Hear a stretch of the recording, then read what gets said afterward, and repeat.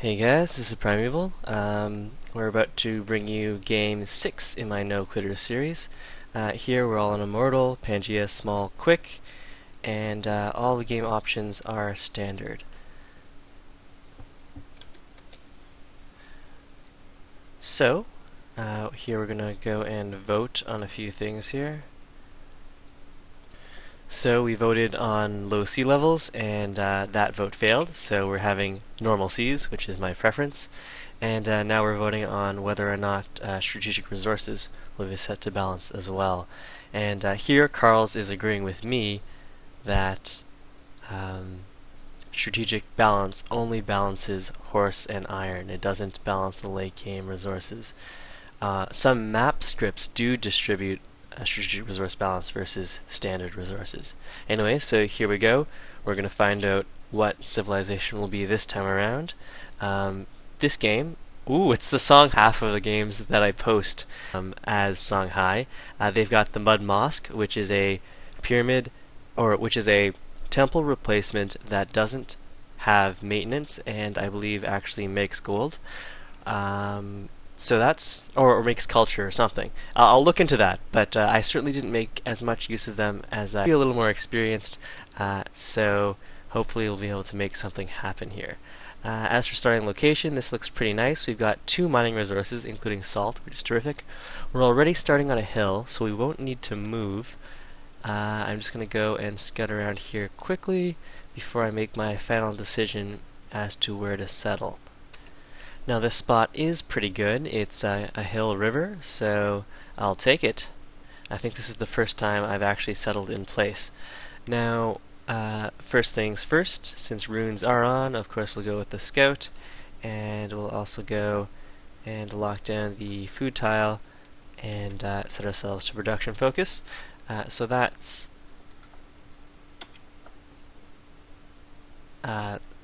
standard for me.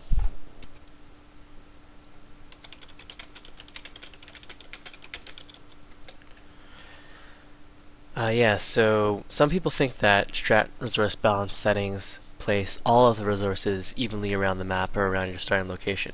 But I think there have been a bunch of games where I've seen that not happen, so I'm not entirely sure if that's what strategic resource balance actually does.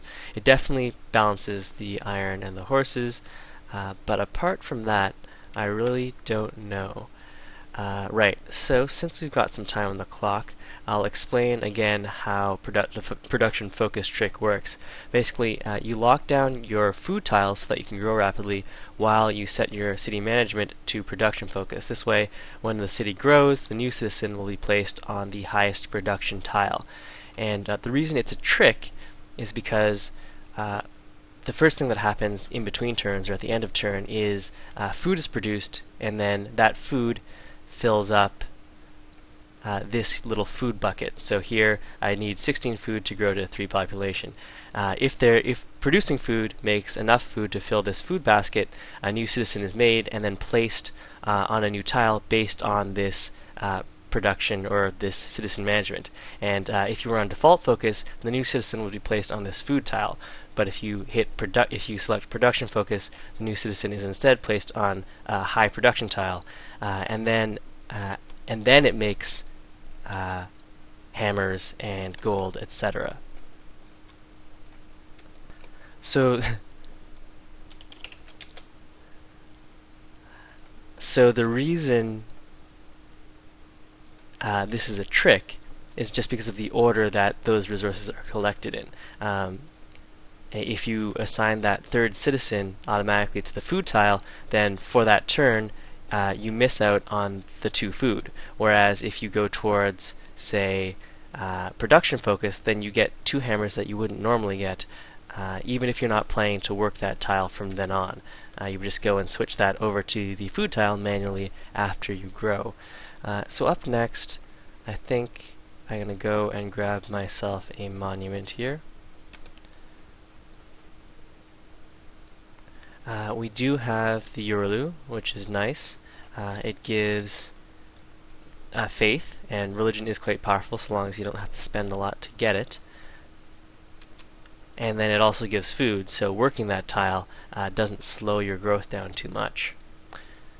So here it looks like we might be in a corner, and that would be great in terms of not getting attacked from multiple angles and being able to defend yourself without too much trouble.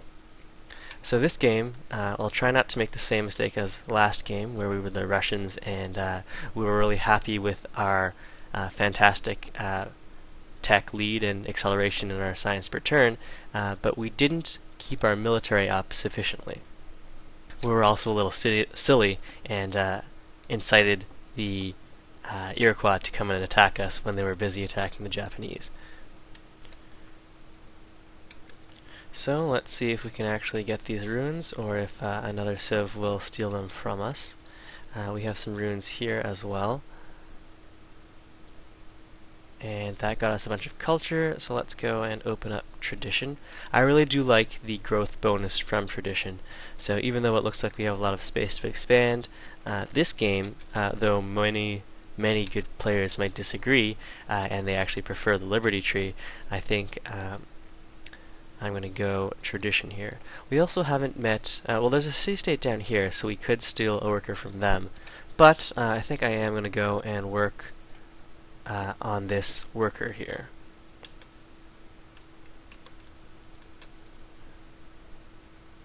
We got another population. Double population runes. That is pretty nice. Alright, so there's pottery. We do have decent production, but I want to go and grab mining so that we can go and improve the salt once we have that online. Here we just met Cerrone. And so KDJD in this game is Austria, and we're playing on Immortal, so all the city-states, or many of the city-states, will have a lot of units, a lot of strong military units, which means that were he to diplomarry one of them, he would get a free army, essentially. I mean, it's not free, he still has to pay the upkeep on them, but he'll get a huge army with very minimal work. So here I already have the monument, but I do want to go and hit landed elite, I think. Maybe, production-wise, we did get a whole bunch of free people, so I think we will be the production leaders and be able to go for some wonders here, since we did get 2 free population.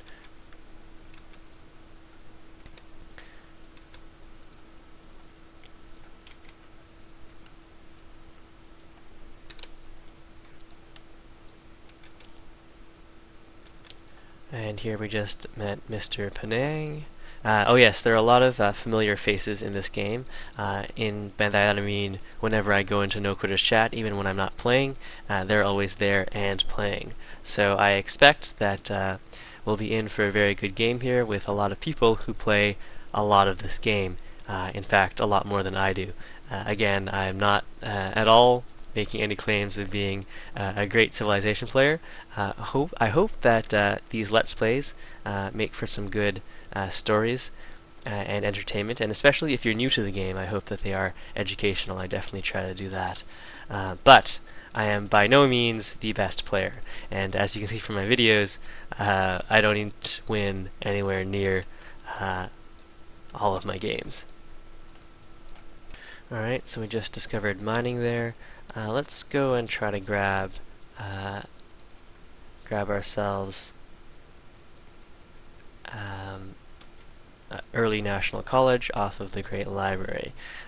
Production-wise, someone is at 10 manufactured goods, but once we switch over to these hills and maybe start working the salt, we'll be able to catch up by quite a bit because we have 4 population. And the reason we have 4 population was because we got really lucky off the runes, and so I'm going to try to capitalize on that here. I should probably go and meet the city-state, maybe be the first to meet them, and we could start swinging our warrior on back home to protect our worker. There, Cerrone just stole a worker from Geneva. If we're lucky, we might be able to steal a worker from Jakarta.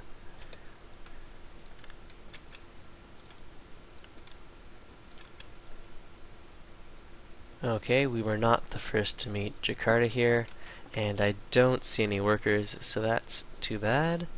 But we can continue wandering in this direction, and if they just so happen to spawn a worker while we're heading through, we can go and steal that. So while we have some extra time on the clock, or the next time we have some extra time on the clock, I'll go again and read about Songhai's unique abilities, etc. Because, believe it or not, despite playing them twice before, I don't quite remember all of their details.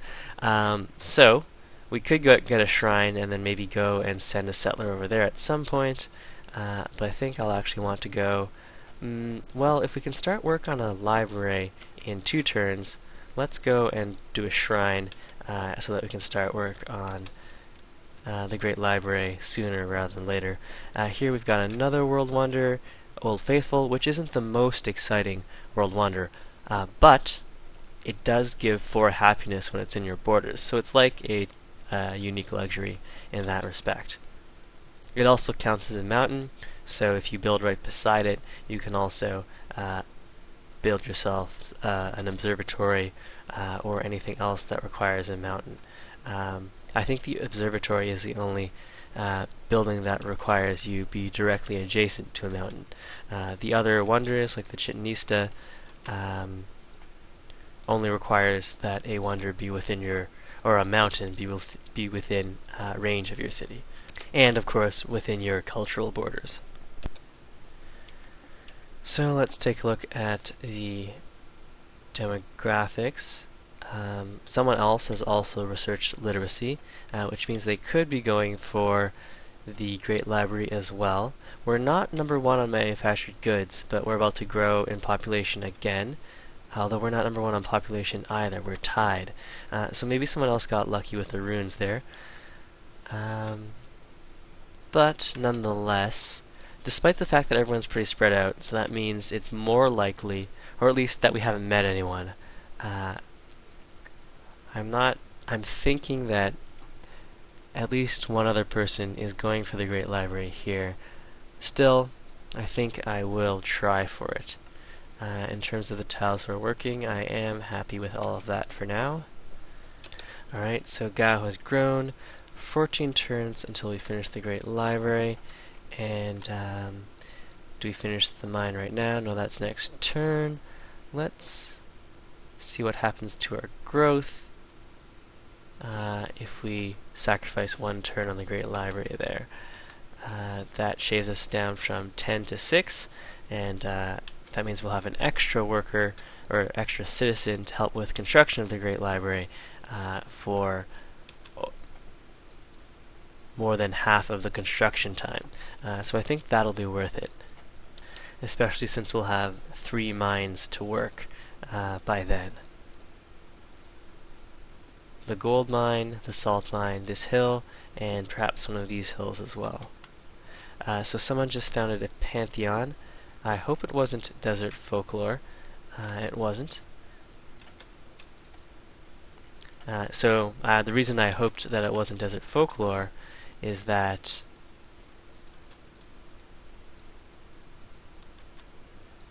so we just met the Celts here, is that finding desert folklore usually means that you can found your religion very quickly and with very little investment. And usually only the first or maybe the second person to found a religion gets a really powerful religion. And anything after that is, at least in my experience, a waste. But I haven't really played as much with religion as I would have liked. So we're fairly close to the Celts here. I think we'll want to go and settle a city up here to claim Old Faithful. But okay, sorry about that. Just the telephone, so I was talking on the phone and trying to play my turns as we went. I moved this worker around because we had this pesky barbarian who's going to go and pillage our mine, and that is definitely not what we wanted.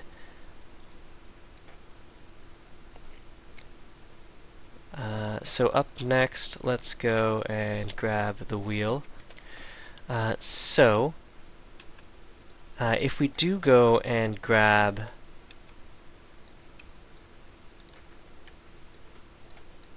philosophy with the free tech from the Great Library, that'll be really nice because the Mud Mosque also makes culture, and we went oligarchy, or we went tradition to legalism, so we'll get a free Mud Mosque right off the bat.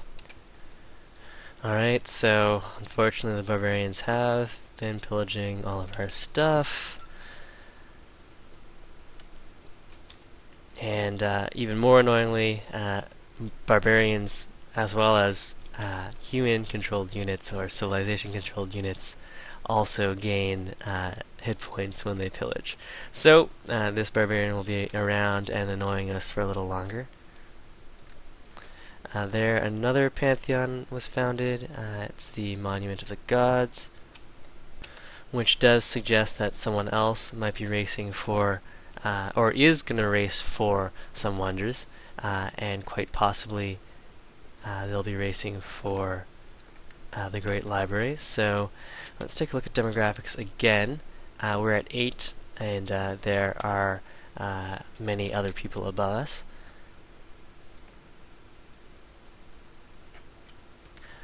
So at least we got a free worker of the deal. And let's go and repair that mine.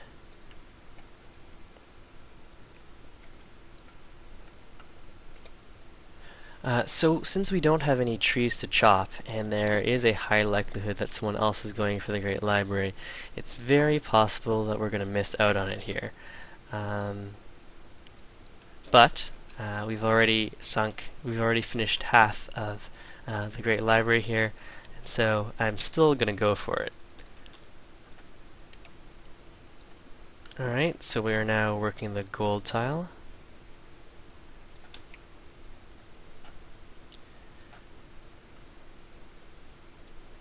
And this pesky barbarian is in danger of capturing our worker, and we were indeed beaten to the library quite handily.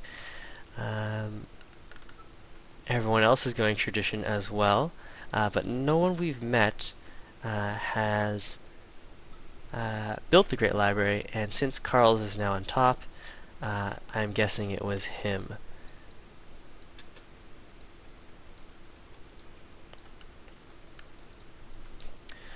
So this worker, we should probably pull him to safety here. Yeah.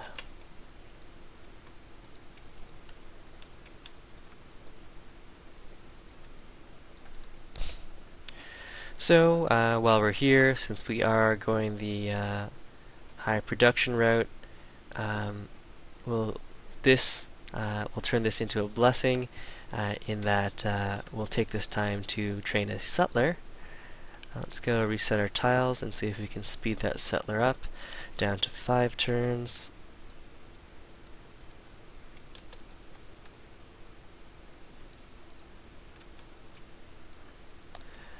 So we'll go and build that settler, maybe go and settle by the Uluru.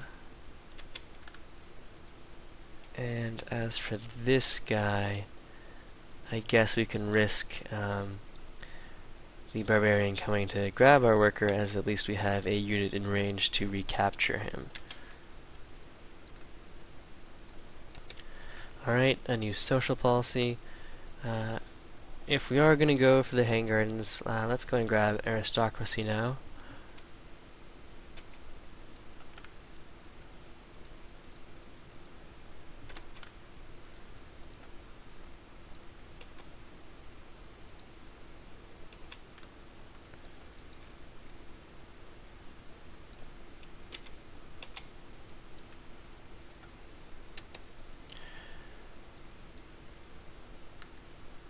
Alright, so we just got the wheel, and we can start working on our salt.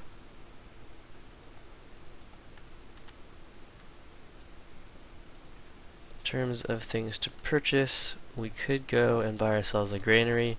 There's no reason to do it now while we're training the settler, but if we do go and purchase ourselves a granary while we build the watermill, we'll have a lot of extra food and production while we work on the hanging gardens.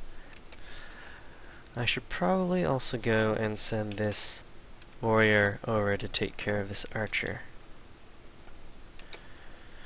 Okay, so Geneva is under attack.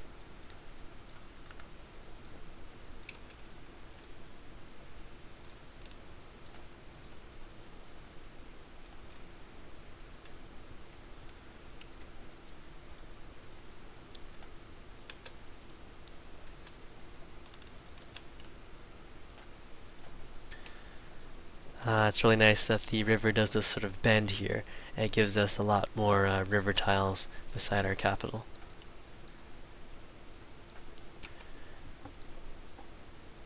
I'll go and grab open terrain since we do have a lot of open terrain. We're going to finish that settler next turn. Ooh, Japan and the Celts are at war.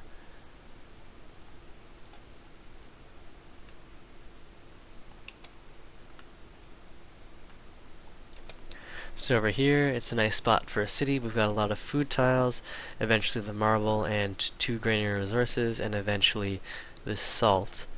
So I think what I'll do is I'll train a second settler out of Gao, and then once the second settler's done, we'll work on the Hanging Gardens.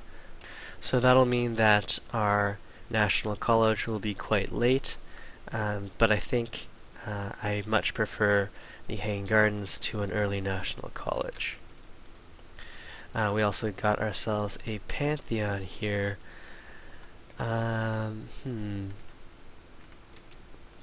So our expansion city won't be on a river. We could get a little extra production here.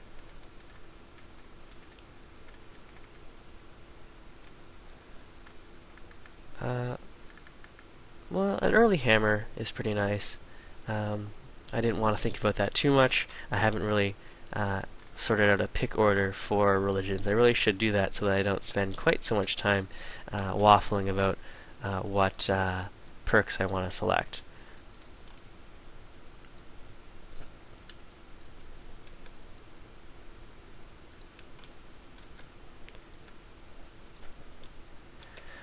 Alright, so this barbarian didn't capture any of our workers, but it looks like he's stepping on a lot of our production, and we'll likely get a pillage in.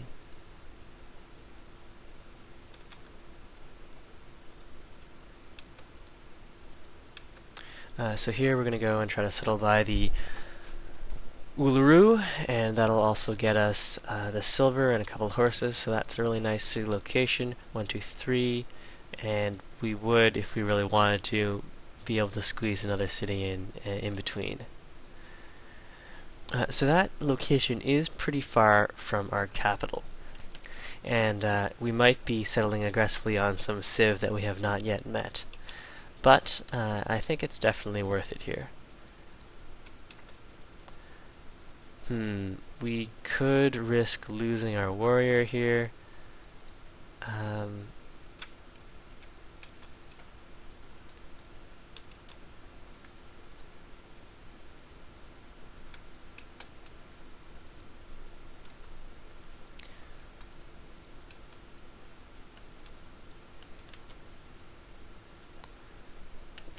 Alright, so we did in fact lose that warrior. At least we were able to take out the archer. So after this settler, we can start work on the Hanging Gardens, and I think what we'll do is go and purchase an archer for ourselves, since we are having so much trouble with these barbarians. I really should have done that earlier, but it's better late than never. So after mathematics, let's go and work our way towards... If we do go and grab philosophy, we'll get that free mud mosque, which is a little more faith per turn. But I think we'll head towards masonry here, since we do have the marble, and it puts us en route towards construction, just in case we need some quick composite bows.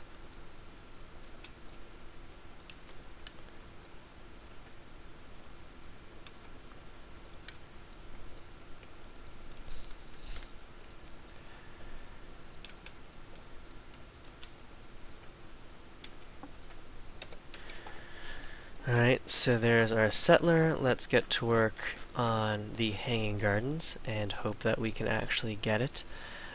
We did want to go and settle up there, but I think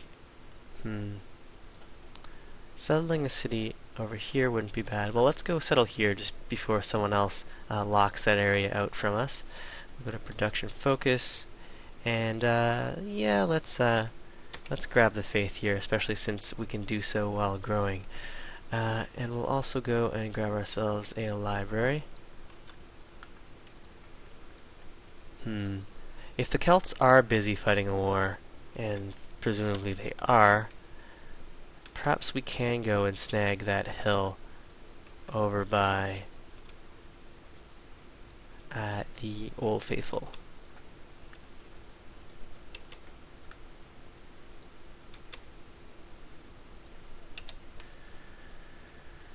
Okay, so this archer will escort this settler. And we should also take a quick look at the demographic screen and make sure we're working some nice tiles. If I hit the wheat up, does that slow down the hanging gardens? It does by a turn, so we will try to production focus our way towards the hanging gardens here. And demographics wise, we are number 1 on literacy at the moment, number 1 on production, and number 1 on population. So that's all very nice. We are weakest in terms of soldiers, so I think to protect our workers and also to try to get us off the bottom, I'll just go and purchase another archer here. And after masonry, let's get construction just in case. And we can go and see if we did in fact settle towards anyone. So I think I want to go and grab that hill right beside Old Faithful. It's a river hill, so that's super nice, and it's also going to help us cut this area off, maybe. It's out of the city's range attack, but the hill is definitely preferable.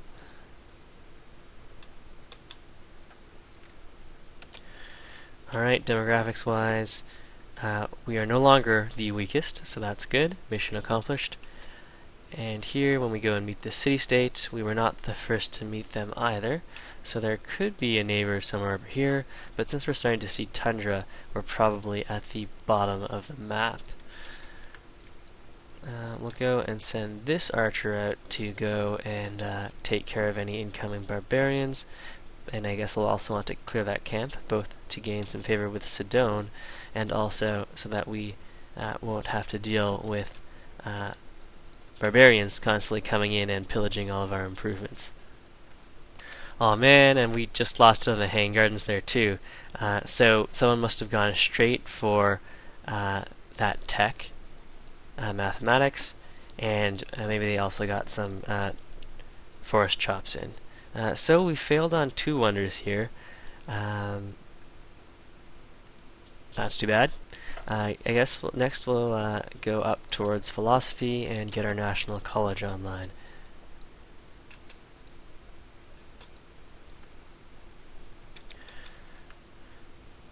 We just finished that mine, so that's definitely good.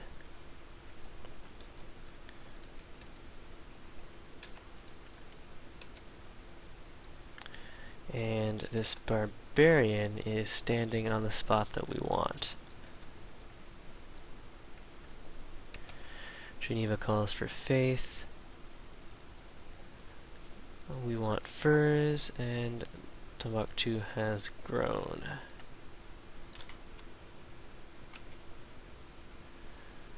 Okay, well, that gives us time to squeeze in another settler.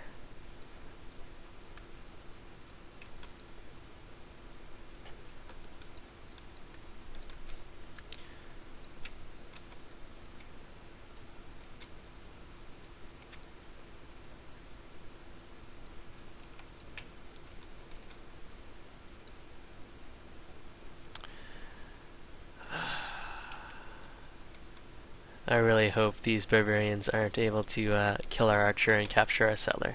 That'll be a real pain. I guess I could forgo the river. Unfortunately, Jakarta is blocking off all of those spots. So really this hill is the best spot for my city, and I guess I'll have to hope that those barbarians do not kill my archer and capture my settler. They nearly did. Let's go and take the instant heal here. And try and take these guys out.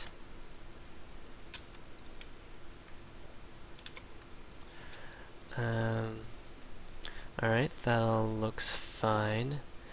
We'll probably, if we can afford it, want to go and purchase another unit to escort our settler here. That probably means we'll need to meet a city-state as soon as possible. Alright, so here's Sarone.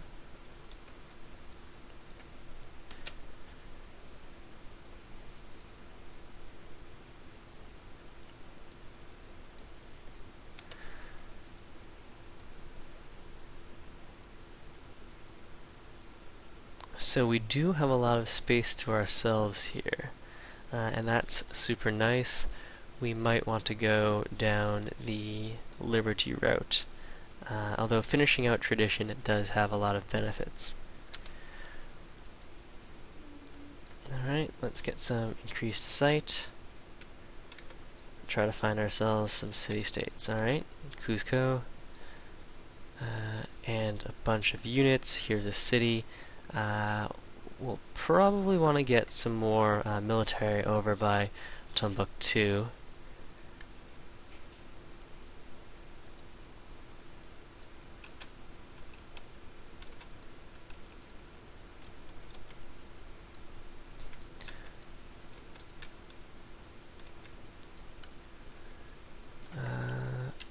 Otherwise, we're looking okay despite our weak military.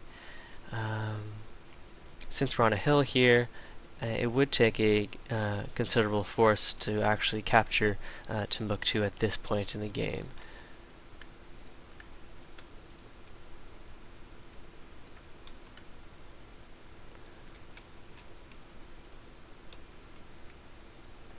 Let's go found ourselves a city.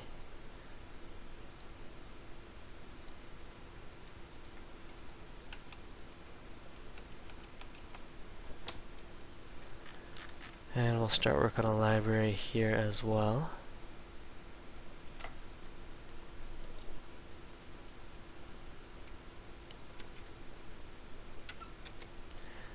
And we'll stop the video here, and I'll see you in part 2.